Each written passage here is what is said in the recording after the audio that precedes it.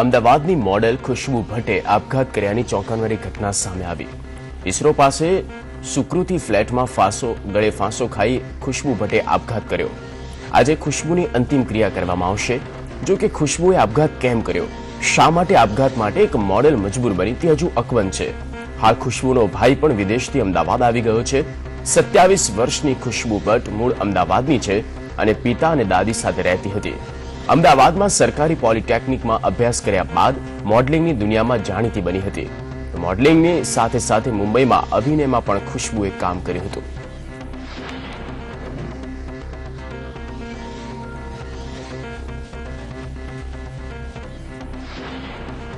વલસાડમાં હાડીઘાટમાં ગુજારા અકસ્માતમાં એક જ ફળિયાના 7 લોકોના કરુણ મોત નીપજ્યા।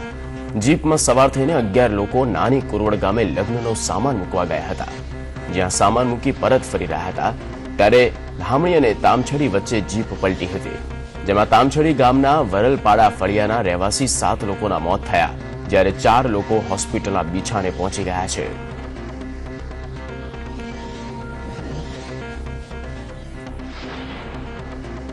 કચ્છ જિલ્લાના રાપર ખાતે એસએસસી બોર્ડની પરીક્ષા વાપી પડાણા ગામની યુવતી નિશા ખત્રી જ્યારે પરત ફરી હતી ત્યારે પોતાનું ગામ આવી ગયા છતાં એસટી બસ ડ્રાઈવરને બસ ઊભી ન રાખતા યુવતીએ બસમાંથી છલાંગ લગાવી, જેના લીધે યુવતીને માથાના ભાગ સહિત હાથ પગમાં ઈજા પહોંચી હતી, જેથી પડાણા બસ સ્ટેશન આગળ ઉભેલી ગામવાસીઓએ રોષે ભરાઈ બસ પર પથ્થરમારો કર્યો હતો।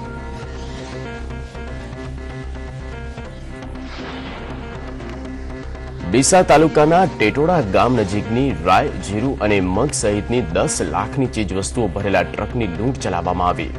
રાજસ્થાનથી ખેડૂતોનો માલ ભરી આ ટ્રક ચાલક ઊંઝા આવવા નીકળ્યો।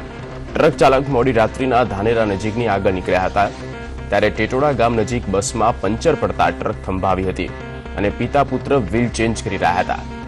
આ સમયે 6 અજાણ્યા શખ્સ ધસી આવ્યા અને પિતા પુત્રને બંધક બનાવી ટ્રકમાં રહેલા 300 બોરી અનાજની લૂંટ ચલાવી હતી।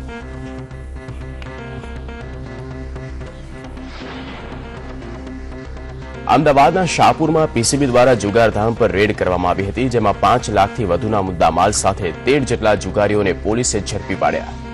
શાહપુરમાં વિક્રમસિંહ ભાટી અને જેબી કલાલ દ્વારા જુગારધામ ચલાવવામાં આવી રહ્યું હતું, જેની બાતમી મળતા પોલીસે દરોડા પાડ્યા। જુગારધામમાં ચંદ્રેશ વ્યાસ પણ સામેલ હતો।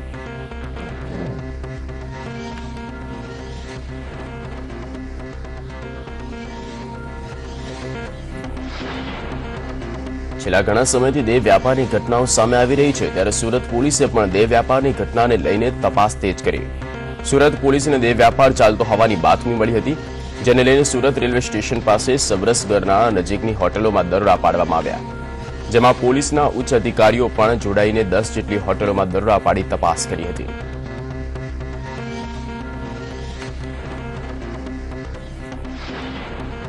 ઉનાળાની શરૂઆત થતાં જ રાજ્યભરમાં આગ ઝરતી ગરમી પડી રહી છે અને દિવસે ને દિવસે ગરમીનો પારો વધતો જઈ રહ્યો છે, ત્યારે હવામાન વિભાગે આગામી દિવસોમાં ગરમીનો પારો વધશે એવી આગાહી કરી।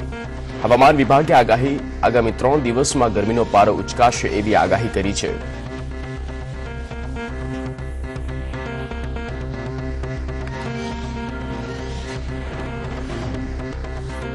સુપરફાસ્ટ ન્યૂઝમાં આગળ વાત કરીએ તો છેલ્લા કેટલાક સમયથી વિવિધ મુદ્દાને લઈને કોંગ્રેસમાં સીએમ પદના ઉમેદવાર માટે હોડ લાગી હોય તેવી અટકળો લાગી રહી હતી, પરંતુ આ અટકળોના પરિણામે શંકરસિંહ વાઘેલાએ સ્પષ્ટતા કરવી પડી કે તેઓ મુખ્યમંત્રી પદના ઉમેદવારની રેસમાં નથી। વિધાનસભા સુધી હું અહીં હરીફાઈમાં છું, પરિણામ આવ્યા પછી ઓલા સીએમ વાળામાં હરીફાઈ નથી એમ બધું હોય। લાગણી માથા ઉપર, પબ્લિકની માગણી માથા ઉપર દિલ્હી કોંગ્રેસ પાર્ટી બેઠેલી છે, બધા મિત્રો મળીને જે નક્કી કરે, પરંતુ આપણે આપણું સ્ટેન્ડ ક્લિયર કરવું પડે, માટે મેં આ કીધું। એ બધી ગપ્પા ખોટી વાત છે, કોઈ ધારાસભ્ય એવું કંઈ છે જ નહીં, આમાં કોઈ સમર્થન વિમર્થન એવું કંઈ ના હોય। એટલા માટે કે બધાને એમ થાય કે ભાઈ શેના માટે તમે આ અંદર હરીફાઈ છે, આ સીએમ થઈ ગયા, ઓલા સીએમ થઈ ગયા, એના માટે મેં કીધું કે આવું અંદરનું કોઈ હરીફાઈ તત્વ નથી, ઇટરનલ અમારી કોઈ ગરબડ નથી, એનો મતલબ થાય એમ। કોંગ્રેસ દ્વારા પણ ચૂંટણી તૈયારીનો શરૂ થઈ ગઈ છે। જે રીતે આજે શંકરસિંહ વાઘેલાએ નિવેદન કર્યું ને મુખ્યમંત્રી પદનો હું દાવેદાર નથી તેઓ પણ જે રીતે રજૂઆત કરી છે, તદુપરાંત સરકાર હશે તો કંઈ થશે એવું નિવેદન પણ તેમના દ્વારા કરવામાં આવ્યું છે। શું કહેશો, શું પ્રતિક્રિયા? અમે કાયમ કહેતા આવ્યા છીએ કોંગ્રેસને લોકોની સેવા નથી કરવી, સત્તા લાલસા છે, સત્તા હશે તો કંઈક થશે. એનો થઈ જાય કે સત્તાની ભૂખી કોંગ્રેસ છે. નંબર 2, આપે જે વાત કરી એ પ્રમાણે કે શંકરસિંહજીએ એવું કહ્યું છે કે હું આ રેસમાં નથી, પણ એવું પણ કહ્યું છે કે આ વિધાનસભા સુધી કે હું ચૂંટણીના પરિણામોની રાહ જોઈ રહ્યો છું. એટલે ગુજરાતની જનતા નવસર્જન રૂપે આ ચૂંટણીમાં કોંગ્રેસનું વિસર્જન કરવાની છે અને એટલા માટે બધા હળવળાઈ ગયા છે, ભાગી ગયા છે. અંદરો અંદરની એની ટાટિયા ખેંચ. એટલા માટે પાર્ટીમાં શું કહેવાનું હોય કે ભાઈ હું છું નથી, પાર્ટી નક્કી કરતી હોય છે. ગુજરાતની જનતા, હું કોંગ્રેસને આપણા માધ્યમથી પૂછવા માંગુ છું, ગુજરાતની જનતા જોવા માંગે છે તમારો હારનારો સીએમના ઉમેદવારનો ચહેરો કયો. રેસ બહાર હોવાના શંકરસિંહના નિવેદન અને કોંગ્રેસમાં જૂથવાદ હોવાના મુદ્દા પર ભરતસિંહ સોલંકીએ સ્પષ્ટતા કરી અને 2017માં કોંગ્રેસની રણનીતિ શું હશે તે અંગે પણ તેમણે વિસ્તારથી કહ્યું. સાંભળીએ.